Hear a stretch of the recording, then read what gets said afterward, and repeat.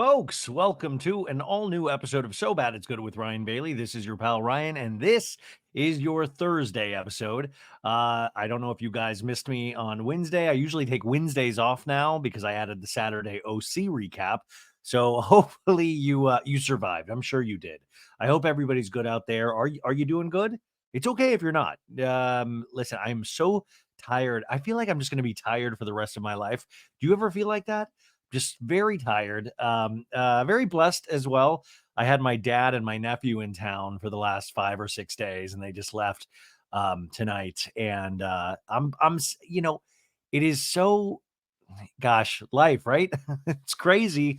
It's so wild. If you've been listening to this show for a while, you remember Connor, my nephew. We used to call him Watermelon on this show, and he was on one of the first episodes we ever did. And then eventually his parents wouldn't let him come on the show anymore because of the foul language I use. And they're huge Lisa Rinna fans, and I'm not. No. But it's so wild to watch somebody that watch a kid that you watched being born grow up. He's almost 17 years old, and he's growing up. It's wild. And then my dad came down with him, and it was really nice. But it was a lot of driving, a lot of taking around to sites. I don't know how many, like, hey, this is the Sunset Strip, this is Chateau Marmont, this is the Comedy Store. And it's so interesting, especially with a kid, what they're interested in and what they're not, and trying to teach me what the kids are saying vernacular wise. Of course, Riz, I think we all know Riz, that's like charisma, right? But then there were some other ones that I'm still processing before I even share it with you. I'm still trying to figure it out, and just what he's interested in. The kid built a computer this month. He built a computer from scratch. I don't even know still how to use my computer, and he built a computer from scratch. That is insane to me. I mean, that just blows my mind. And I'm with your family, you're just proud of anything. Like if they can put on pants, you're like, my God, what a talented family. But it was not really nice to spend time with him, and of course, my dad, Bill Bailey. Um, and by the way, we have a great show for you today. If you want to skip right to the interviews, you can. We have Xavier Prather, who actually won Big Brother season 23, but recently you have seen him on a new show called The Anonymous, is on USA Network on Mondays, but you can stream it. You can catch up the whole season right now, except for the final 2 episodes on Peacock. And I really, really like, if you like reality competition series, I think you're going to love this show. And it's something that I think is perfect for now, especially life is kind of stressful. We're in this weird political climate. There are so many just really, I mean, the natural disasters. I'm thinking of the people in Florida right now with Milton going on. But this is a show to kind of take your mind off of all of that. And I found myself really enjoying, no joke, I really enjoyed this show, and I'm kind of interested to see who wins. But we have two of the players. Now, Xavier, like I said, this guy is awesome. He won Big Brother season 23. And then we also have today Andy King. And if that name sounds familiar, it should, because Andy King was from the Firefest documentary that Netflix put out, before the pandemic. Do you remember this? And he was the older gentleman that worked for Billy McFarland, who had started Firefest, and they were trying to get water out of customs. And he said he would do anything to get the water out, and he would be willing to potentially give, oral sex in order, like he was prepared to do whatever it took. And this guy, Andy, is in The Anonymous, and he's doing quite well. And he was such a great guy. These are like shorter interviews, like 22 minutes each one of them. But I thought they were really interesting. Even if you don't watch this show, I think there's some things in there that you will still really like. I geeked out talking to both of them. But before that, I'm just going to rap about some family stuff, some pop culture stories, and we'll get you on your way. But I was saying is it's interesting with dad. And I try to process this through you guys sometimes and my therapist. But there is, since mom passed, it's now over a year, right? I mean, it's like a year and a month and a half. And with dad, it's one of those reminders, and I was talking to Rebecca about this tonight after he left, and I was just saying, being with somebody for 53 years, and being in love with somebody. And it's not like they had this perfect marriage and oh my God, what a romance. But there is this thing of being life partners. And when that goes away, obviously it affects me and it affects my sister. We're affected by this, but at a certain point didn't live with my parents anymore. And I would talk to my mom in some form of communication every day, but my dad was there every day with mom in the house through 53 years of marriage. And you can still see a year and a month and a half later that he'll have good months and then he'll have really bad months. And you can sometimes see the grief kind of sweeping him away. And it, I don't know. I always think about having a kid or when my parents had me and that thought process you go through as a parent. You guys out there, a lot of you are parents, and what you must go through with your kids of wanting them to be able to learn lessons and have life show them certain things. And there's only so much you can teach them. There's only so much you can do for them because they have to go and kind of figure it out for themselves. And it must crush you because you want to be able to fix everything. You want to make somebody that you love happy or show them that there is life after losing somebody.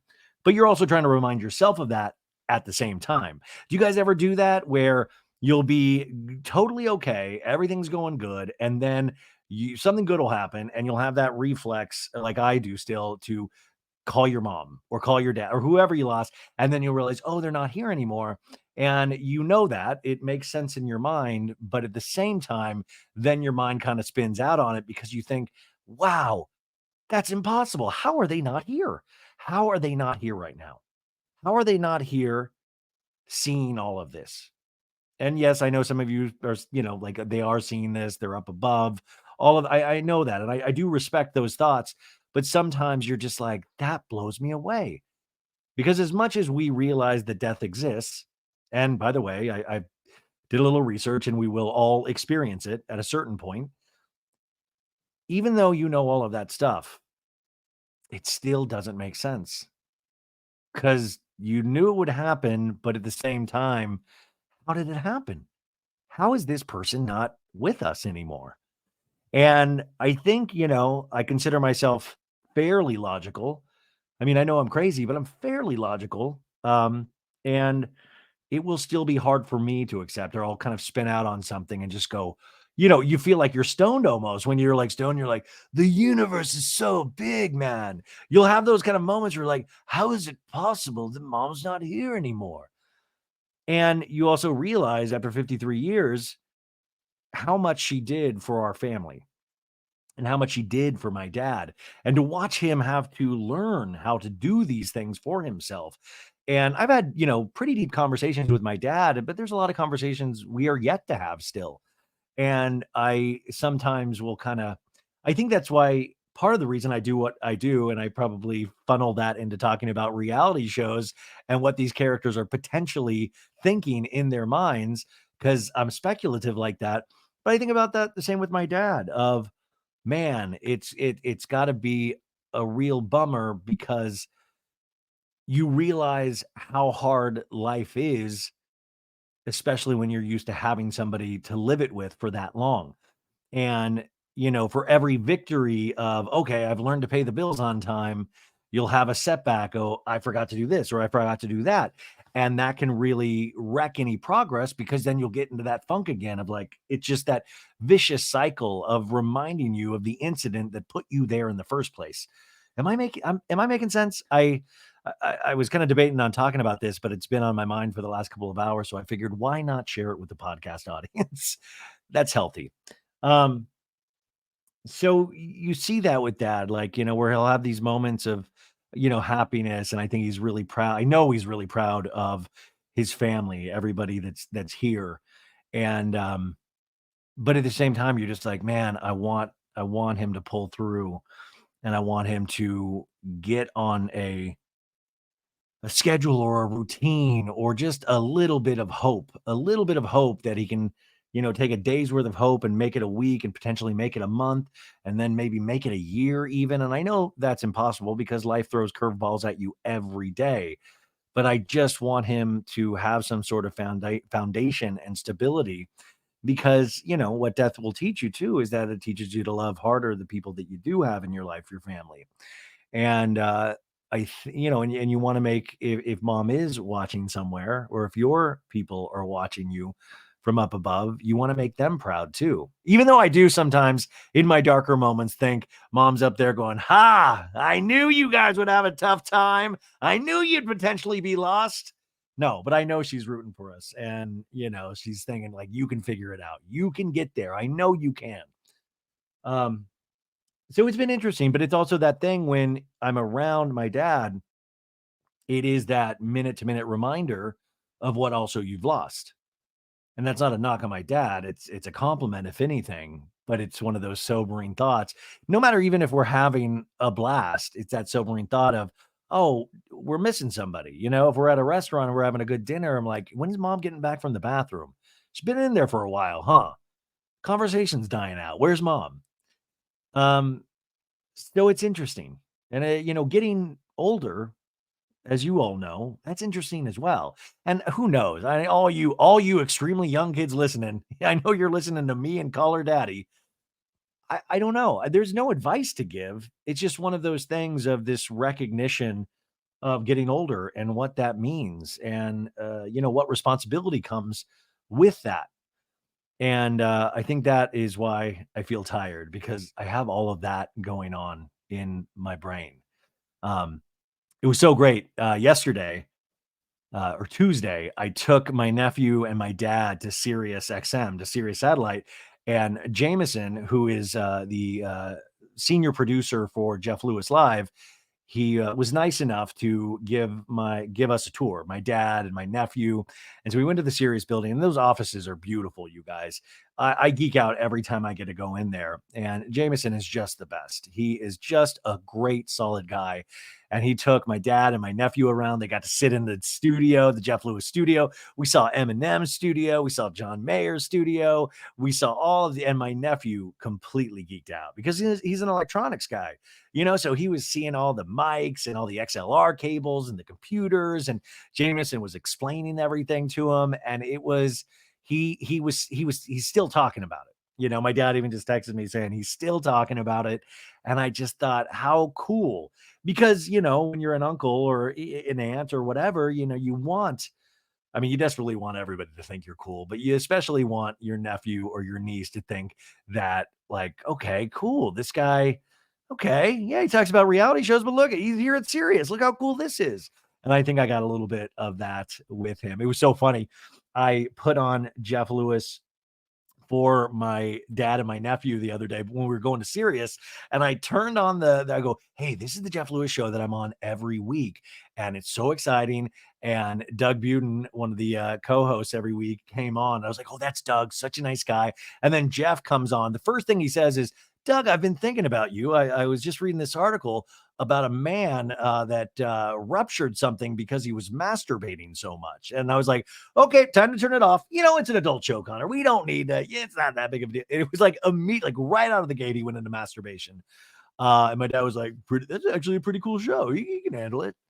But we got to do that. And we were by the elevator banks going down. And my dad just said, man, mom would be so proud of this, for you. Mom would just be, she would have loved all of this. She would have loved to have seen this. She would have loved that. And I know she would have.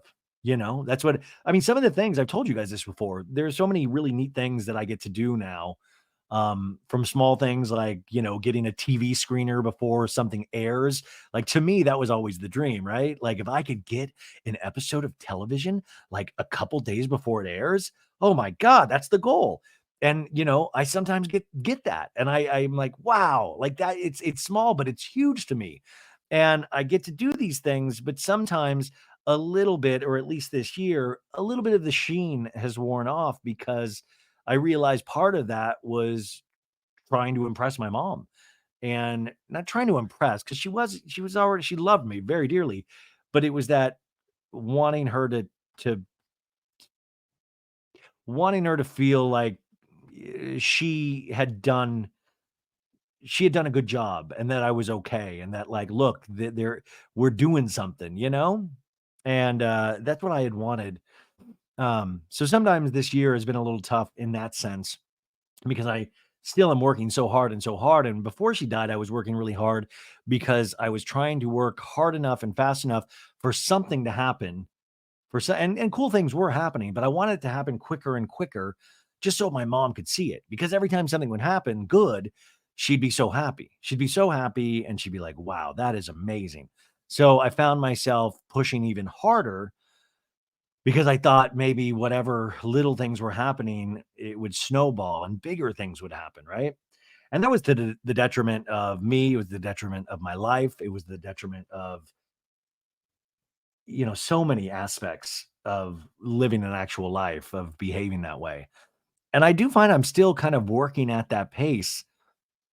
And I still don't, I mean, I know part of the reason why I do this is because it really truly does fulfill me.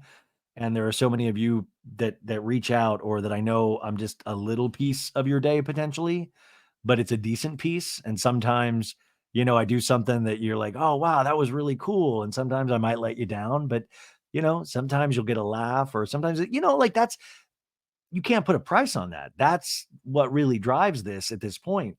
But I also realize I'm working at such a pace and my mom's not here anymore. So I'm like, well, I know this makes me happy.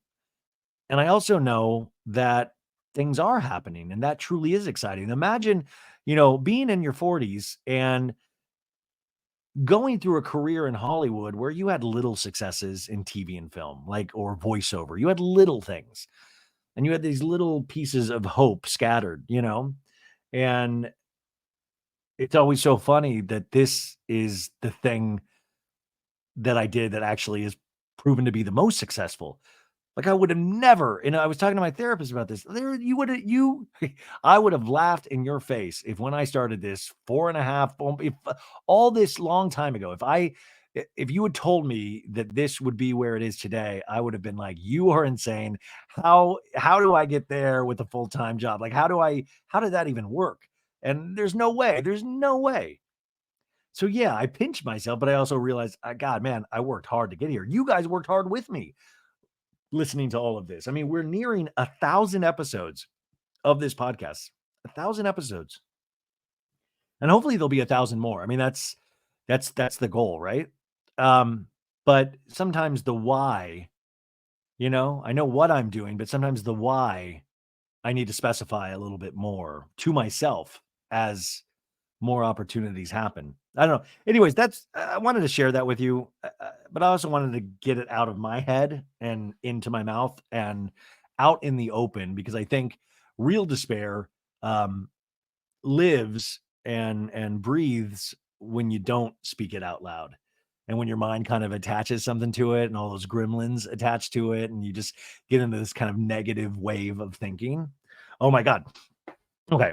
I didn't know. I don't know. I was kind of debating telling you guys this or not. So tonight, I am going to this Us Weekly event. Talk about cool things to do. But also, this is like, I mean, I'm nervous. Um, Us Weekly, they just did their reality star of the year issue, and Kyle Richards is on the cover. And they're doing a red carpet event and they invited me to work the red carpet event and ask questions of the people walking the red carpet. And I was like, yeah, okay. What I mean, like, who's, what do you get, like somebody from like Selling Sunset or something? You guys, I don't even know. I don't think I'm allowed to tell you who has been confirmed to be there. But let me just tell you, they just sent me another list, an updated list. There's like over 60, 70 names, and each one of these names are bangers. I mean, they are like people I'm like, no way. I might get to ask a stupid question on a red carpet of this person or that person. And there's a couple people on that list. And if you are listeners of this show, I'm nervous to see them, and not because I'm nervous in an excited way.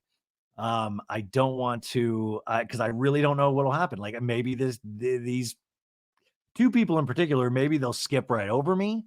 I don't know if he if they, I mean, so this is one of the first kind of events that I've had a couple practice events, but this is like big time with big people. I mean, Kyle, I said Kyle's on the crowd, but Kyle will be there. What should I ask Kyle Richards, you guys? What do I ask Kyle Richards? But I've got to be a one-man band tomorrow, so I've got to film it. I've got to ask questions. I've got to get. So you guys tomorrow night, pray for me. Pray for me. And this red carpet lasts like 2.5 hours. I am going to be, you know me and the sweat. I don't even know how my body's going to respond to this. If you never hear from me again, just know it went horribly wrong. It went horribly, horribly wrong. But I'm really excited for these opportunities because it gives you a chance to like try to get better and try to put yourself in potentially uncomfortable situations in hopes that you will get stronger and stronger, in hopes that it will like drive you rather than just like send you into a cave in a deep dark depression. But I'll probably be posting on my Instagram stories and Instagram tomorrow night about it, but then I will be talking about it obviously on the show. We'll make video clips of it depending on who I get to talk to. But man, I cannot wait to read you the list of people that will be there. But I'm talking every flip it, Selling Sunset, Vanderpump, The Valley, Dancing with the Stars, The Bachelor, The Bachelorette, The Golden Bachelorette, Sister Wives, 90 Day Fiance, um, House of Villains, which by the way, House of Villains premiered tonight. It is completely ridiculous fun. Teresa already coming off great. I think Teresa truly is one of the bigger names in the house, even though I was very excited to see Richard Hatch from Survivor, who was on the first season of Survivor and won. He's on House of Villains, but reminder to go watch that on E. You can probably stream it as well. And then Thursday night or tonight, they're going to have back-to-back episodes. So you'll have 2 episodes of House of Villains to catch up with. So anyways, I'm going to be doing this tomorrow night, and I don't think scared out of my gourd is I just don't know what to expect. And I know when I get nervous and I have to operate equipment, there are just so many variables that could potentially go wrong. But Us Weekly, if you're listening, thank you so much for having me because I am really excited to do this. And I will keep you guys posted on everything. Okay. And remember, if you like this show, and why wouldn't you? I just completely treated you like my therapist. Be sure to rate it 5 stars on Apple Podcasts and Spotify. Those things really do help. Truly, it helps with your placement on those platforms. So I really appreciate that. Patreon, what up, baddies? Patreon.com/so bad it's good. We're putting out a Vanderpump Rules season 1 bonus footage episode. That'll be out in the next couple of days. And then remember, the rest of the week, we got the OC recap and the Salt Lake City recap first, and then the OC recap. I watched the OC episode tonight. I got it a day early, and it's, man, you guys, it's good. It's good. They're in London. They go on the two, they keep doing their horrible accents the entire episode, but there are a couple things that I think will shock you. There's a couple of surprise revelations, and I cannot wait to talk about it on this show. There is one moment that I thought was going to be the most surprising moment of the episode, and then the other moment happened, and I was like, holy shit. Holy shit. And then Salt Lake City tonight, completely ridiculous. We are on another planet with these ladies. The Laverne and Shirley opening, my God. And I'm sorry, this is how wacky the world is right now. Mary Cosby is turning out to be my favorite. That's why kids out there listening, you can never give up. Never give up. Because you can be hated for many seasons and then something, right? I don't know what it is. I don't know if it's a shift in the weather. You will now become like all of a sudden, I'm loving everything Mary Cosby is doing. I'm like, holy shit, she's laughing, smiling, making jokes, hugging people, getting along with Whitney, for the love of God. What is going on with the world? But I can't wait to talk about the Salt Lake City episode as well. Obviously, we had the second episode of Roni. I hate to tell you, I have not seen it yet because my dad was in town. So I've got to find time to watch that. And remember, Potomac started this past Sunday. We talked a little bit about that on Monday's episode, but we are due to talk more about it.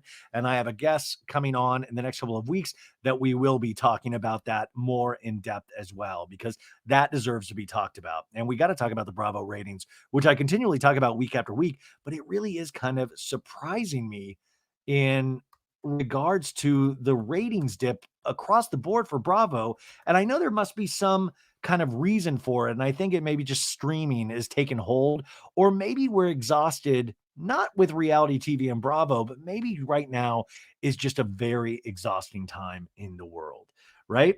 I do want to mention something with in regards to Whitney Rose from Salt Lake City. Now, she had posted on her Instagram stories a couple of days ago that her daughter, Bobby, who we've seen on the show many times, Bobby Rose, she had a really bad asthma incident that she was rushed to the ICU following complications with this asthma.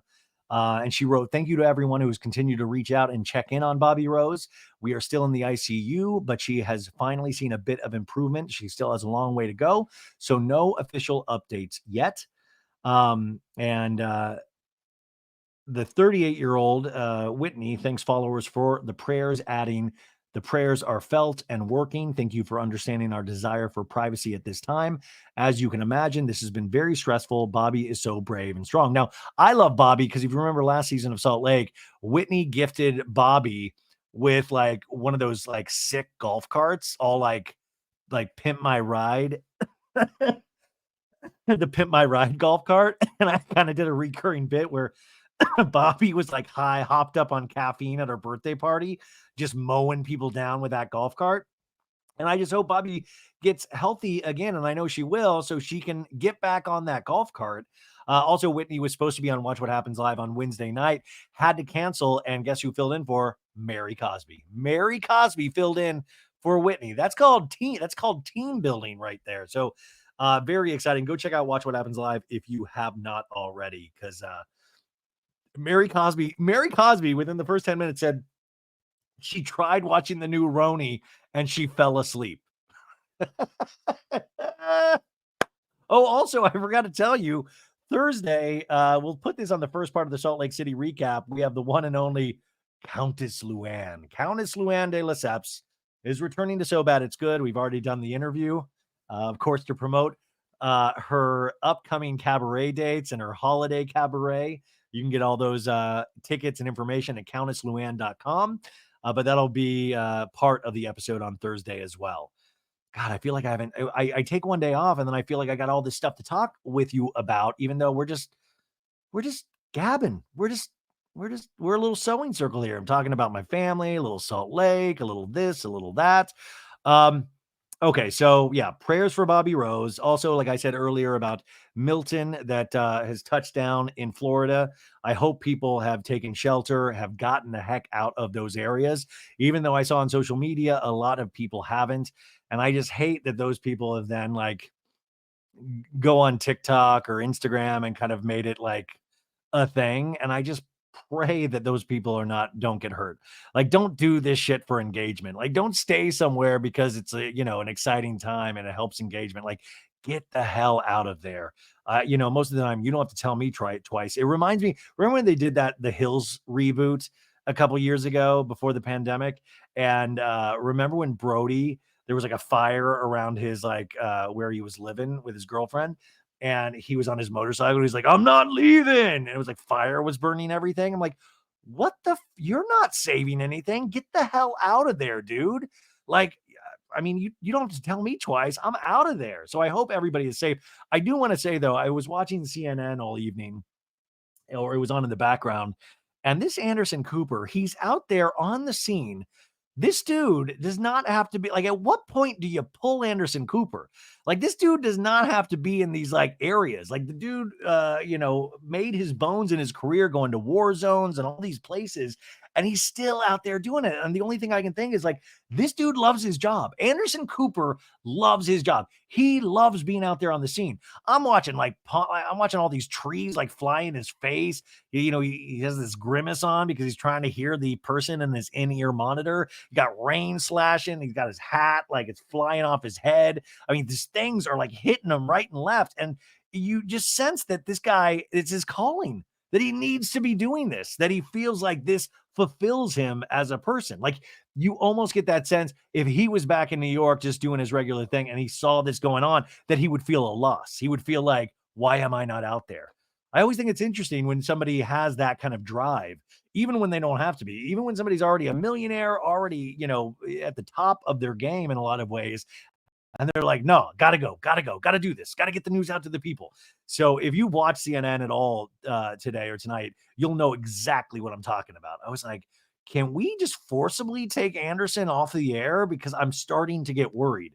But at the same time, it truly is a service, of some sort. But it was wild. Okay. Real Housewives of Orange County, I talked about. Also, I wanted to wish two happy birthdays to two baddies. That's what we call ourselves. It's not Call Her Daddy. It's Call Her Baddie. We're the baddies. I want to wish a very happy birthday to Amy Field. It was her birthday yesterday. And I also want to wish a very happy birthday to Kate Legayco. And her birthday was the other day as well. And those are two people that have been with this show from the beginning. And I consider them friends. And I'm just so thankful that I know them, and everybody send a positive thought and a wish for a great year, a great next year for both of them. So happy birthday, Amy and Kate. We love you very much. And yeah, wow, a lot of sappiness in this first part of the show. A lot of sappiness.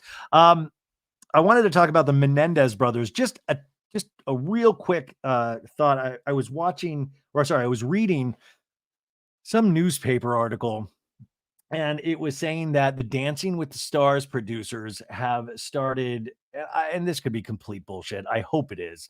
They've started having beginning conversations with each other, saying if the Menendez brothers are possibly released early, would they consider having them on the show? And I feel like we talked about it, weeks ago when Anna Delvey was on, is that was like testing the waters of how far audiences will accept true crime people on this pop culture show, because true crime is pop culture. We've talked about that and again and again. But now that the Menendez brothers, there's so much visibility around them because of the Monster series on Netflix. And now the Menendez brothers documentary came out on Monday, which I finished last night.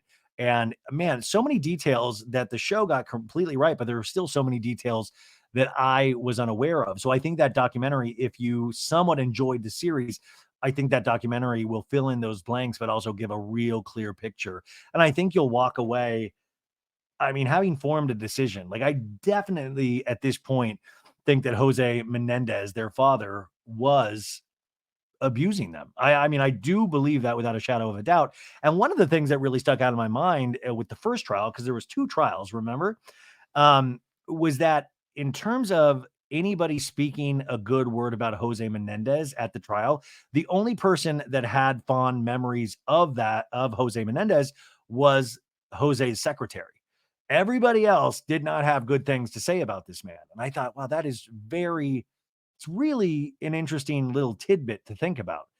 Because as a kid, I remember when this story happened, I would see that family photo that we see all the time in Monsters, and it looked like a really happy family. And it was such an easy answer that these kids did it for a $14 million inheritance, right? You're like, okay, that truly is motive. And obviously, there's a lot of the truth is somewhere in between the black and white, in the gray. And, but I think what the conversation has now become a little bit more, and I think it's a very positive conversation, is talking about the fact, and this is trigger warning, is that obviously men can be SA'd as well, sexually assaulted. These things happen to men and boys as well. Primarily women, of course, but I think they make this point that back in the 90s, when this case happened, that was kind of unheard of. That was almost like, oh, are you kidding me? That wouldn't happen to a guy. That wouldn't happen to these strapping young men. No, there's no way that happened. And so it is interesting as the times have changed, certain, ways that we think about things have changed as well. And I think in that sense, it's positive, because it does help people come forward with their stories of abuse. So I thought that was interesting. I really am interested to see what happens once Los Angeles does go over this new information, what they're going to do. Remember, they've served 35 years in prison. So will it be time served? Will it be, the rest of their lives still? Will they get a retrial? Like, what will happen based on this, based on all the attention this is getting? Now, the other interesting thing as we, study pop culture here is how long will this interest be out there for the Menendez brothers? So we've had Monsters out for a couple of weeks. The documentary just happened Monday, which I'm glad they spaced it out like 2 weeks after Monsters came out. But in terms of pop culture, there's a very limited window where you have our attention, right? Like Monsters, all 10 episodes came out at once. They didn't, one per week like Housewives do, all at once. So you're dealing with this thing. Like we have a new season of Love is Blind out. And, I enjoyed the first 7 episodes. I still got to watch the next batch of episodes, which came out today. But I feel like sometimes I'm like, wow, this Love is Blind doesn't seem to be getting talked about as much as the last season. I could be wrong, but that's just like a vibe you get just from going online or watching the episodes myself. But when you put something out all out at once, you get this. You're like, will that attention be here a month from now, or will we be on to the next thing?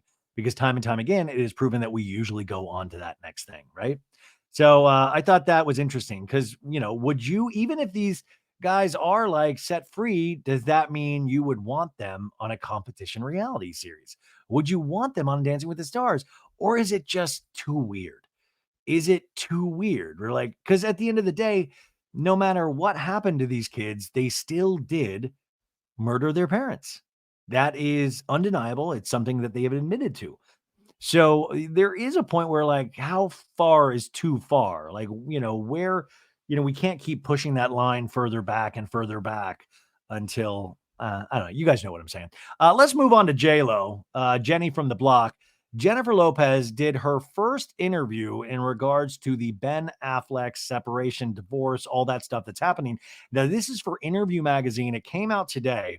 And the interviewer is comedian Nikki Glaser, of all people. Nikki Glaser, queen of the roast right now. She killed it at the Tom Brady roast on Netflix, if you saw that. And she's, I mean, by the way, it's so good that they gave her the Golden Globes hosting spot this year. Yeah, she's hosting the Golden Globes in, is it January or February? They gave it to Nikki Glaser based on how strong these appearances have been with the roasts. And I'm like, I think she's ready for it. I think she will be perfect. I can't wait to see what she does. I'm glad it's a woman. I'm so excited to see Nikki Glaser do this. But anyways, Nikki Glaser did the interview with J-Lo, and it starts off, and Glazer's like, wow, I can't believe I'm talking to you. It's wild that it's happening. It feels like a make-a-wish. Secondly, I'm not an interviewer, and I just realized that I was prepping. I'm putting all this pressure on myself to get this exactly right. And I'm like, wait a second, just ease up, because this is the first time you're doing it. But actually, I just came from couples therapy, so this is a welcome respite from the tension that was in that. Now I'm like, oh, I just got to talk to my friend J-Lo.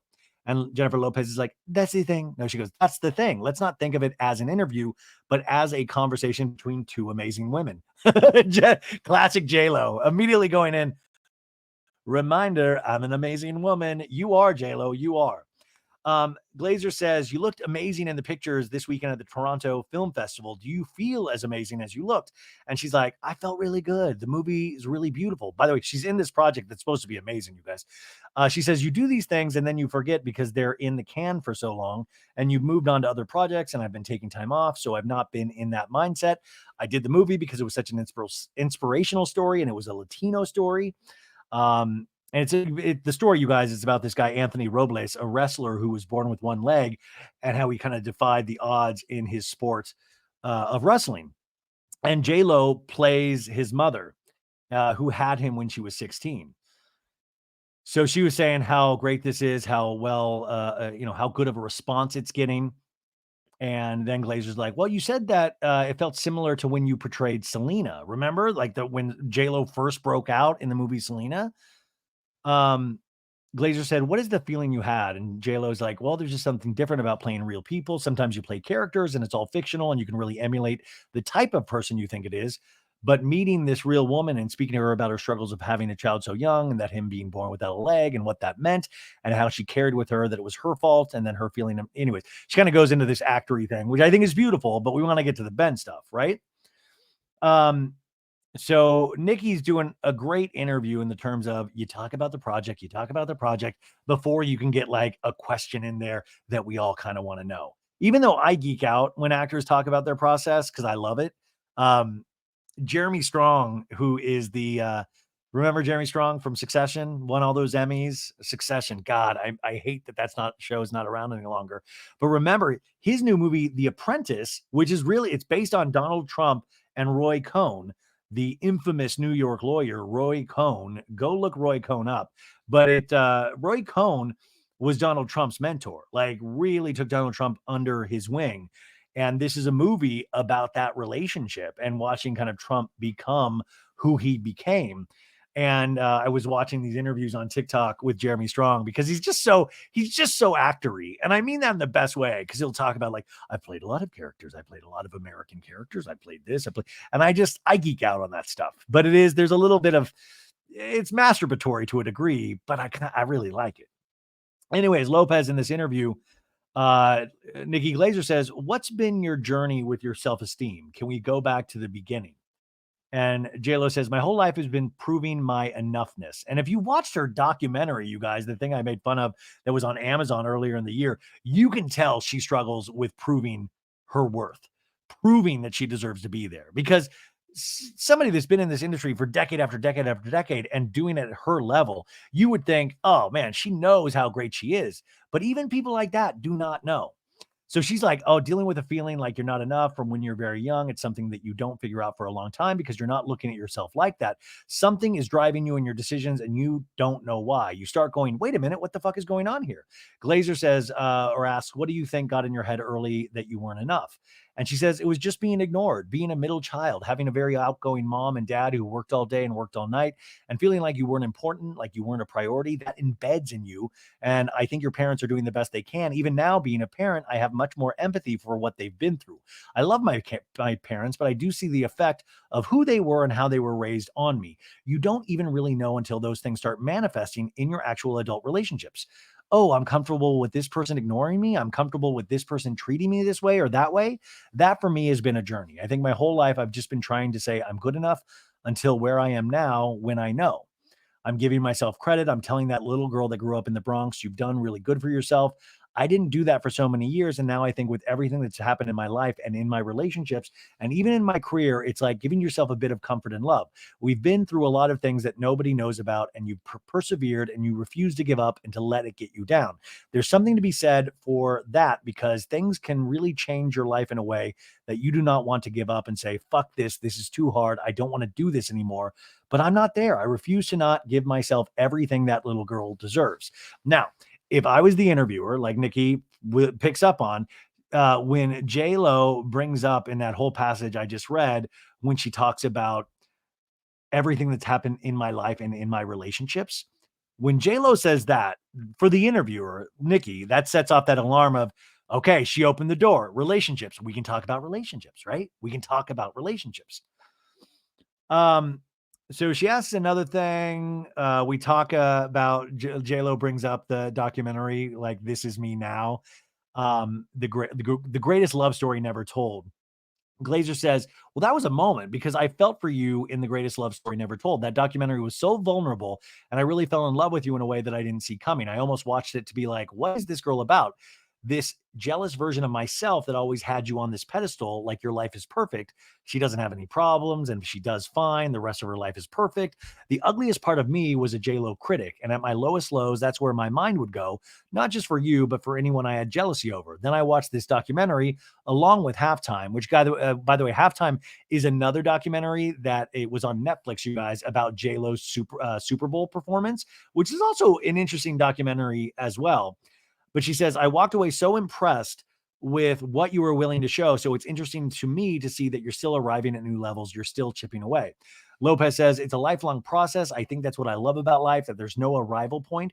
There's only getting better and growing if you want to. It's either growing or dying, and I don't want to do the dying part. And yeah, she says, there's times when I thought I figured it out, and then life goes, let's send you another thing and see if you fall for it. Let's see if you really have learned that lesson. And I hadn't. I understand that now in a much deeper way, which doesn't mean that I won't make mistakes in the future. But again, when your whole house blows up, you're standing there in the rubble going, hey, do I not ever let this have? How do I not let this ever happen again?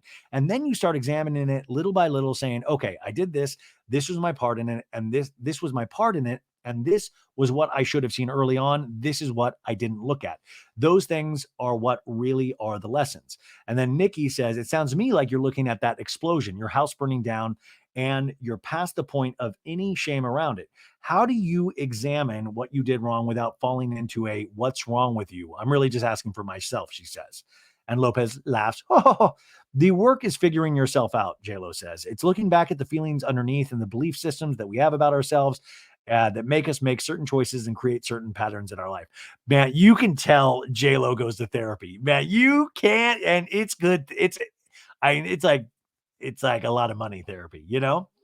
So she says, when you get to the point that you think you've learned those lessons and it blows up in your face again, you realize, okay, I haven't learned the lesson. So what is it that I need to look at right now? So obviously, you guys, she's starting to like kind of hint at the Ben Affleck of it all.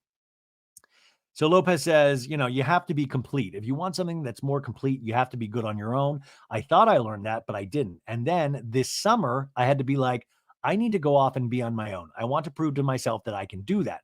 Okay, so now we're getting into it. Remember, because before we knew the Ben Affleck divorce was happening, she canceled her tour. And she's saying here that she needed to go spend time by herself. She said it was fucking hard. She says it feels lonely, unfamiliar, scary. It felt sad. It feels desperate. But when you sit in those feelings and go, these things are not going to kill me, it's like, actually, I am capable of joy and happiness all by myself. Being in a relationship doesn't define me. I can't be looking for happiness in another person. I have to have happiness within myself. I used to say I'm a happy person, but was still looking for something for somebody else to fill.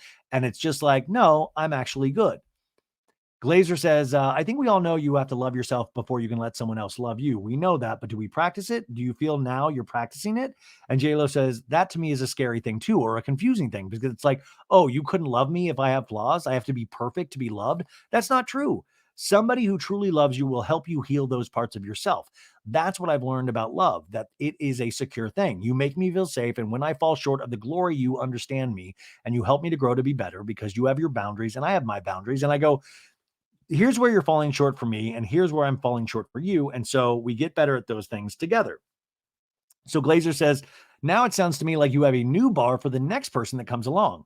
And Lopez says, here's the thing. There's no new bar because I'm not looking for anybody. How's that? And Glaser says, is this the first time you've been able to say that as a single woman? And Lopez says, yes. And Glaser says, what does that look like for you? And she says, you know what? For people who are romantics and love being in relationships and who want to grow old with somebody, we think, I have to have that to be whole and happy. And you don't. Nikki asks, well, it's really impressive how quickly you've gotten to this point where you seem to be in a really secure place, ready for the next thing that comes that you're not even looking for. So that's interesting too, when Nikki says how quickly you've gotten to this point.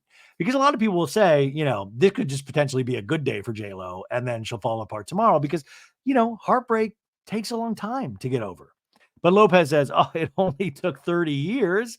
And Glaser says, but after the summer you've had, or the summer that I assume you've had, based on the Instagram posts I have read and the distillation of what people have made of your life just in the media, it's really impressive to me with what I assume you've been through. How much do you pay attention to what is being said about you online? And Lopez says, I've been doing this a very long time. I hate to admit, I'd like to think I'm still 16, but I'm not. I know that everything that's being written and said about me and all the conjecture of who I am as a person is not who I am. I learned that a long time ago. And social media, because it came along after I had been in the public eye for a while, I don't take it as seriously as everybody else. I know I'm a good person. I know I'm a good mom. I know who my friends are. I know my friends know who I am, my mom, my dad, all that stuff. If you hope people are going to love you and some are not going to understand you and some people just want to hate you, and none of that really matters. What matters for me as an artist is doing work that inspires me and that I enjoy doing, whether it's a huge commercial success or something that only touches one person that nobody ever fucking even sees. It doesn't matter. This is my life's passion. I love to sing. I love to dance. I love to act. I love to entertain. I love to create. And anything anybody could say about me, and please don't get me wrong, if I see something that's hurtful, I'm not Teflon.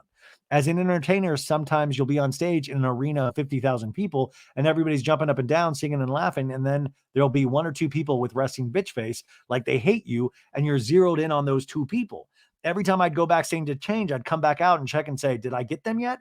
Ignoring the other 49,998 people that are there. It's human nature. But if you're going to survive in this business, you're going to have to understand that there's a very small faction of people that are probably unhappy in some way. somebody who is going to take the time to make a video just to jump on that thing. How can I pay attention to that when I have all these beautiful kids and all this amazing stuff going on in my life? I can't. Even in hard times, I just go, you know the truth. Head high. Like they said in Finding Nemo, keep on swimming. So she's kind of saying like all those TikTokers and all that making videos, because that's what we do now. Like we hop on, I mean, myself included. You say something dumb, you say something wild, I'm going to talk about it, or people are going to make a TikTok video about it. And then you see thousands of these things. And then you're like, oh my God, you do realize at a certain point as you get older, you're like, oh, well, is it really about this? Should I just go and do my own thing? Because I'm so damn tired of commenting on other people's things and other people's messes when you got your own messes and you know it. Anyways, Nikki Glaser says, when I go on stage, I literally blur my eyes because of that same reason. I make it so I can't see anyone. And sometimes I miss out on the people who are smiling because I don't want to see the bad. What was your process in getting to a place where you were really solid on, I know what I'm doing in my career. I don't need to look for external validation. Why didn't that take 30 years? Lopez says, anyways, she kind of goes on more about the career.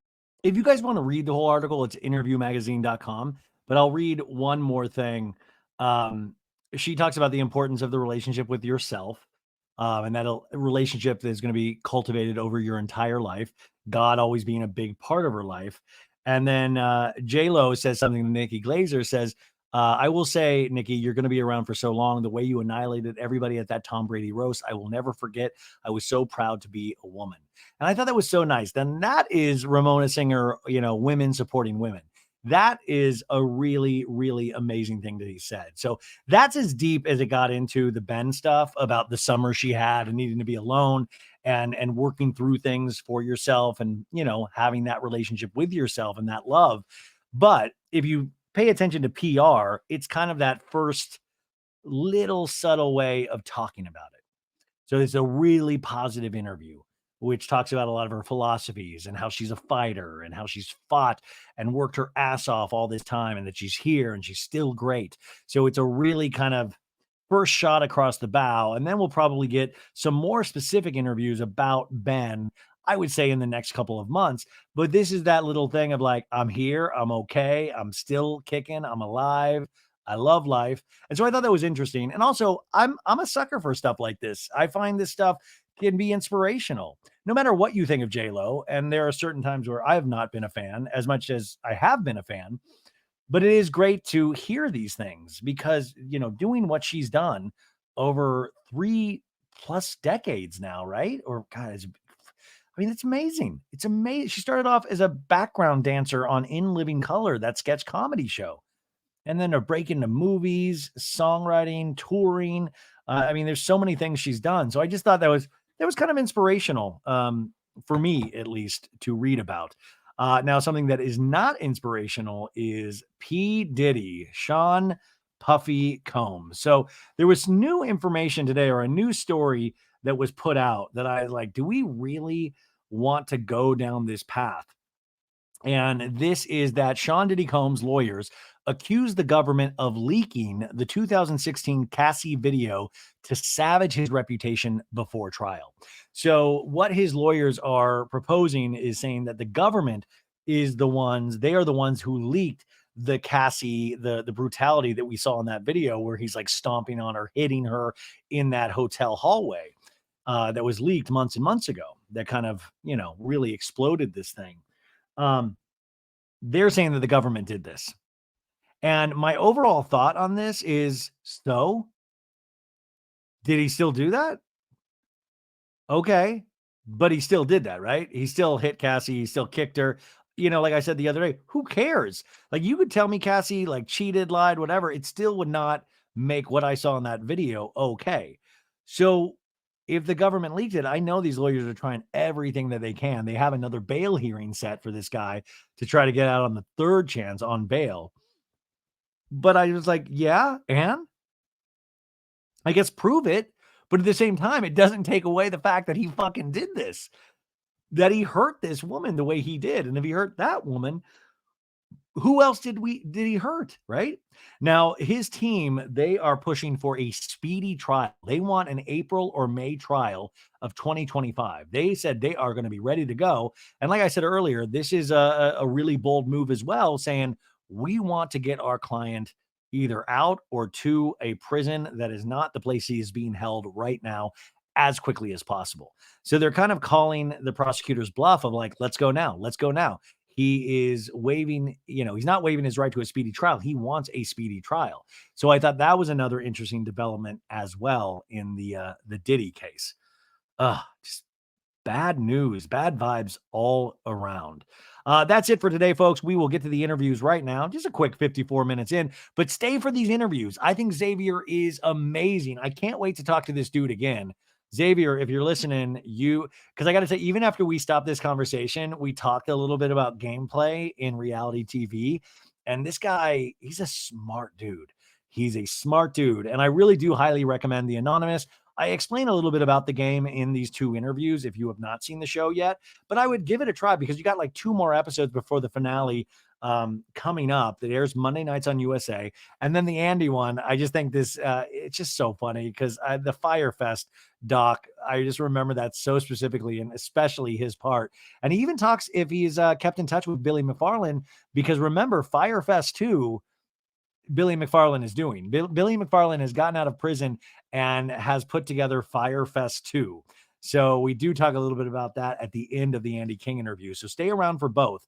And that's it, you guys. Come back on Friday and Saturday for recaps and wish me luck tomorrow on the red carpet. I will take you there with me. So give me all of your strength. Bye, guys.